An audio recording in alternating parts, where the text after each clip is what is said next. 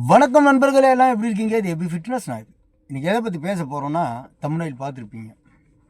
Saturated fat, unsaturated fat, trans fat. இதை பற்றி தான் நம்ம தெரிஞ்சுக்க போகிறோம்.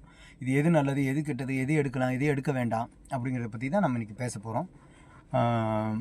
பெரும்பாலுமே நல்ல நல்ல கமெண்ட் கொடுக்குறாங்க, ஆதரவு கொடுக்குறாங்க. தொடர்ந்து ஒரு தம்பி வந்து 3 நாள் வீடியோவுக்கு வந்து நல்ல விதமாக தான் கமெண்ட் கொடுத்துருக்காரு. சரிங்களா? அவரை பாராட்டும் விதமாக வந்துட்டு அவருடைய ஸ்க்ரீன்ஷாட் நான் இங்கே போடுறேன். பார்த்தின்னு அவர் பையனா பொண்ணான்னு கூட நமக்கு தெரியாது. பட் அவர் எழுதுகிற தமிழ் தான் நமக்கு கொஞ்சம் புரிஞ்சுக்க முடியல. ஆனால் அது ஓவரால் நம்ம படிக்கும்போது அது சரி, இந்த விஷயத்தை தான் சொல்ல வர்றாருங்கிறது நான் புரிஞ்சுக்கிட்டேன். சரிங்களா? அவருக்கு நன்றி. ஓகே. அதாவது சேச்சுரேட்டட் ஃபேட் அப்படின்னா ஒன்றும் இல்லை நண்பர்களே, இறைச்சி வகைகள். மாட்டு இறைச்சி, ஆட்டு இறைச்சி, பன்றி இறைச்சி, எருமை இறைச்சி. சரிங்களா? அது போக வந்து பார்த்திங்கன்னா ஃபுல் க்ரீம், பால், வெண்ணெய், நெய், பாம் ஆயிலு, இதெல்லாம் வந்துட்டு சேச்சுரேட்டட் ஃபேட். இதை வந்து அளவுக்கு அதிகமாக எடுத்துட்டோம்னா எல்டிஎல் கொலஸ்ட்ரால் வரும், கெட்ட கொழுப்பு நம்ம உடம்புல வரும். சரிங்களா? அதனால வந்து இதில் புரதம் இருந்தாலும் இதில் கொழுப்புகளும் நிறையா இருக்குது. மாட்டு இறைச்சியில், பன்றி இறைச்சி பார்த்திங்கன்னா அதில் எந்த ஒரு சத்துக்களுமே கிடையாது. சரிங்களா? பன்றி இறைச்சி அதில் கொழுப்பு தான் மிகுதியாக இருக்குது. அதுக்கப்புறம் பார்த்திங்கன்னா எருமை இங்கே வட இந்தியாவிலலாம் இங்கே எருமை தான் வெட்டுவாங்க. மாடு வெட்டுறதுக்கு இங்கே அனுமதி கிடையாது. அப்போ எருமை கறியில் நீங்கள் பார்த்தீங்கன்னா எருமை கறியில் கொழுப்பு தான் நிறையா இருக்குது. அப்போ அளவுக்கு அதிகமாக நீங்கள் சாப்பிடும்போது என்ன ஆகும்னா எல்டிஎல் கொலஸ்ட்ரால் பெருகாமையும் போகலாம். அதுக்கு நீங்கள் வந்து உடம்புல கூடாமல் போகிறதுக்கு நீங்கள் பயிற்சி பண்ணிட்டீங்க, நீங்கள் உங்களுடைய கலோரியை நீங்கள் கரெக்டாக வச்சுருக்கிறீங்க அப்படின்னா எந்த பிரச்சனையும் கிடையாது. ஆனால் அளவுக்கு அதிகமாக இந்த மாதிரி இறைச்சி வகைகளை சாப்பிட்டுட்டு நீங்கள் பயிற்சி பண்ணாமல் இருந்தீங்கன்னா உங்களுக்கு எல்டிஎல் கொலஸ்ட்ரால் கூடுறதுக்கு வாய்ப்புகள் இருக்குது. சரிங்களா? அதுக்கப்புறம் பார்த்தீங்கன்னா அன்சேச்சுரேட்டட் ஃபேட். இது எதில் இருக்குதுன்னு பார்த்தீங்கன்னா தாவர எண்ணெய்கள் இருக்குது. சூரியகாந்தி, ஆலிவ் ஆயில். சரிங்களா? அதுக்கப்புறம் பார்த்தீங்கன்னா தேங்காய் எண்ணெய் இருக்குல்ல, அது வேர்க்கடலை, இந்த வால்நட், பாதாம், பிஸ்தா, இந்த மாதிரிலெல்லாம் இது வந்துட்டு இந்த அன்சேச்சுரேட்டட் ஃபேட் இருக்குது. இது உடம்புக்கு நல்லது தான். இது வந்து குட் கொலஸ்ட்ரால். சரிங்களா? இது வந்து எல்டிஎல் கொலஸ்ட்ராலெல்லாம் கூட்டாது. அது மட்டும் இல்லாமல் இதில் ஒமேகா 3 ஃபேட்டி ஆசிட் இருக்குது. இதில் இந்த மீனெல்லாம் சாப்பிட்றோம் பார்த்தீங்களா, அதில் இருக்குது. அதனால வந்து இது உடம்புக்கு நல்லது தான். அப்போது சேச்சுரேட்டட் ஃபேட்டும் அன்சேச்சுரேட்டட் ஃபேட்டும் வந்து நம்ம வந்து சரியான முறையில் நம்ம எடுக்கும்போது நமக்கு உடம்புக்கு நன்மைகள் தான். இப்போ சேச்சுரேட்டட் ஃபேட்டில் பார்த்திங்கன்னா நமக்கு கொழுப்பு இருக்குது, அளவுக்கு அதிகமாக எடுக்கக்கூடாது. பட் அதுவும் குட் கொலஸ்ட்ரால் தான். அதிகமாக எடுத்தால் தான் அது பேட் கொலஸ்ட்ராலாக மாறும். இப்போ நீங்கள் சாப்பிடாமல் இருந்தீங்கன்னா உங்களுக்கு வந்துட்டு உடலுக்கு ஆற்றல் தேவைன்னா இந்த உடம்பு வந்து கொழுப்புகளை தன்னைத்தானே எரித்து நம்ம உடலுக்கு, நம்ம செல்களுக்கு ஆற்றலை கொண்டு வரும். சரிங்களா? கொழுப்பு ரொம்ப முக்கியம், பட் அளவுக்கு அதிகமாக எடுக்கக்கூடாது. சரிங்களா? இப்போது 2 விதமான ஃபேட்டை பார்த்துட்டோம், சேச்சுரேட்டட் ஃபேட், அன்சேச்சுரேட்டட் ஃபேட். ஓகேவா? அடுத்தது பார்த்தீங்கன்னா ட்ரான்ஸ் ஃபேட்.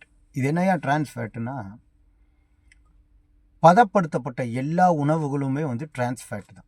இது என்ன பண்ணுன்னா எல்டிஎல் கொலஸ்ட்ராலும் உங்களுக்கு உருவாக்கும். அதாவது லோ டென்சிட்டி லிப்போப்ரோட்டீன்னு சொல்லுவாங்க, பேட் கொலஸ்ட்ரால். இது அன்சேச்சுரேட்டட் ஃபேட் சாப்பிடும்போது இது வராது. ஆனால் சேச்சுரேட்டட் ஃபேட், அந்த இறைச்சி வகைகளை நீங்கள் அதிகமாக எடுத்துட்டிங்கன்னா இந்த எல்டிஎல் கொலஸ்ட்ரால் கூடும். ஆனால் இந்த ட்ரான்ஸ் ஃபேட்டுங்கிறது அப்படி இல்லை. நீங்கள் இந்த உணவுகளை நீங்கள் எடுக்க ஆரம்பித்தாலே உங்களுக்கு கூடும். அப்படியே கொஞ்சம் கொஞ்சமாக உங்கள் உடம்புல சேரும். பதப்படுத்தப்பட்ட உணவுகள் எல்லாமே, நீங்கள் பதப்படுத்தப்பட்ட உணவுகள், ஃபாஸ்ட் ஃபுட் ஆகட்டும், சரிங்களா? அப்புறம் இந்த ஃப்ரிட்ஜில் வச்சு கொடுப்பாங்க அதுவாக இருக்கட்டும், பேக்கரி ஐட்டமாக இருக்கட்டும், பேக்கெட்டில் நம்ம சாப்பிட்றதா இருக்கட்டும், பிஸ்கெட்டாக இருக்கட்டும், இது எல்லாமே கூல்ட்ரிங்க்ஸாக இருக்கட்டும், இது எல்லாமே ட்ரான்ஸ் ஃபேட் தான். இது எல்டிஎல் கொலஸ்ட்ரால் கொஞ்சம் கொஞ்சமாக கூட்டும். லோ டென்சிட்டி லிப்போப்ரோட்டீன்னு சொல்லுவாங்க. இது இதய நாளங்களில், ரத்த நாளங்களில் அடைச்சி ரத்தம் சரியாக போகாத அளவுக்கு இது பண்ணிடும். இது ரொம்ப இன்றைக்கெல்லாம் ரொம்ப ரொம்ப ஃபேஷனாக நினச்சிக்கிறாங்க, ட்ரெண்டாக நினச்சிக்கிறாங்க.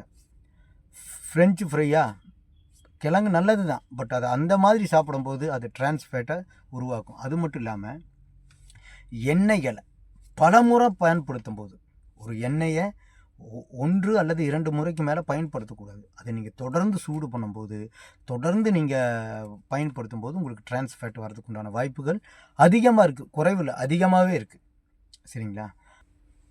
இந்த ஹார்ட் அட்டாக்குன்னு சொல்கிற அந்த மாரடைப்பு வந்து சர்க்கரை நோயாளிகளுக்கு தான் 80-90% வரும். ஆனால் இப்போ அப்படி கிடையாது. குண்டாக இருந்தாலே வருது. அவங்களுக்கு நோய் இருந்தாலும் சரி இல்லாட்டியும் சரி. இப்போங்க நேற்று ஒரு ஃபேஸ்புக்கில் பார்க்குறேன், ஒரு பொண்ணு தெரில 18-20 வயசு இருக்குன்னு நினைக்கிறேன். இந்த கேடுகட்ட சோசியல் மீடியா இருக்குது பார்த்தீங்களா, அது என்ன நியூஸுன்னே தெரியாமல் பன்னாடிக பாட்டு போடுறானுங்க. என் தங்கம் செத்துருச்சு, வைரம் செத்துருச்சுன்னு. அவ்வளோ கோவம். இது எதனால அந்த பொண்ணு செத்துச்சுன்னு தெரியறதுக்கு முன்னாடியே 1/2 மணி நேரம் பாட்டை போட்டு வச்சுருக்கானுங்க பன்னாடைக. அப்புறம் பார்த்தா அந்த பொண்ணுக்கு ஏதோ பிரச்சனை, ஹார்ட் அட்டாக். அவங்க அம்மா கிட்ட தண்ணி கேட்குது, தண்ணி குடிக்காமையே இறந்து போயிடுது. அந்த நியூஸை சொல்லாமல் இவனுக்கு பாட்டு போடுறான், என் தங்கம் போயிடுச்சு, என் வைரம் போயிடுச்சுன்னு. ஐயோ கடுப்பாக இருக்குது பாருங்கள். அந்த சின்ன பொண்ணு அதுக்கு எப்படி ஹார்ட் அட்டாக் வந்துச்சுன்னே தெரியல. நிறைய அந்த மாதிரி ஜங்க் ஃபுட்டுக்கு சாப்பிட்றது தான் வந்து இதுக்கு மிகப்பெரிய காரணமாக இருக்கும்னு நான் நினைக்கிறேன். சரிங்களா, எதுவுமே இன்றைக்கி தரமான உணவு கிடையாது. எண்ணெயை இப்போ இங்கே மெக்டோனாலாம் போய் பார்த்தீங்கன்னா அந்த எண்ணெயில் அந்த ஃப்ரெஞ்சு ஃப்ரை பொரிச்சு எடுப்பாங்க, வறுத்து எடுப்பாங்க. அந்த எண்ணெய் எத்தனை எண்ணெய்னே தெரியாது. அப்படியே இந்த இவ்வளோ இதுக்கு இருக்குங்க. அப்படியே அந்த ஃப்ரெஞ்சு ஃப்ரையை கொட்டுவானுங்க, அந்த கிழங்கை கொட்டி பொரிச்சு எடுத்து கொடுப்பானுங்க உப்பெல்லாம் போட்டு. டிரான்ஸ்ஃபேட் வந்து உருவாகிறதுக்கு காரணமே இதுதான். அதனால் இந்த மாதிரி பேக்கரி ஐட்டம், பதப்படுத்தப்பட்ட உணவுகள் இதையெல்லாம் நீங்கள் தவிர்க்கும்போது இந்த எல்டிஎல் கொலஸ்ட்ரால் நம்ம உடம்புல சேர்க்காமல் உடம்புல ஏறாமல் பாதுகாத்துக்கலாங்கிறதுல எந்தவித சந்தேகமும் இல்லை. அதனால் இந்த 3 ஃபேட்லேயும் வந்து நமக்கு மிக முக்கியமான ஃபேட் எதுன்னு கேட்டிங்கன்னா அன்சேச்சுரேட்டட் ஃபேட்டும் சேச்சுரேட்டட் ஃபேட்டும் தான். நீங்கள் ஒரு சர்க்கரை நோயினால் பாதிக்கப்பட்டிருக்கீங்க அப்படின்னா உங்களுக்கு புரதம் ரொம்ப முக்கியம். சேச்சுரேட்டட் ஃபேட்டும் முக்கியம், அன்சேச்சுரேட்டட் ஃபேட்டும் ரொம்ப முக்கியம். ஆனால் இந்த சேச்சுரேட்டட் ஃபேட்டுன்னு சொல்லக்கூடிய இந்த மாமிச உணவுகளை கொஞ்சம் குறைச்சி எடுத்துக்கணும். கொழுப்பு நீக்கப்பட்ட மாமிசமாக வாங்கி சாப்பிடும்போது உடலுக்கு தேவையான புரதச்சத்து கிடைக்குங்கிறதுல எந்த வித சந்தேகமும் இல்லை. சர்க்கரையின் அளவு குறையிறதுக்கும் நிறையா வாய்ப்புகள் இருக்குது. அதனால் இந்த ஃபேட்டுகளை பற்றியெல்லாம் நீங்கள் தெரிஞ்சிருப்பீங்க. குழப்பிக்க வேண்டாம். தரமான உணவு நீங்கள் தேர்ந்தெடுத்து சாப்பிடுங்கிறது என்னுடைய தாண்மையான வேண்டுகோள். நன்றி.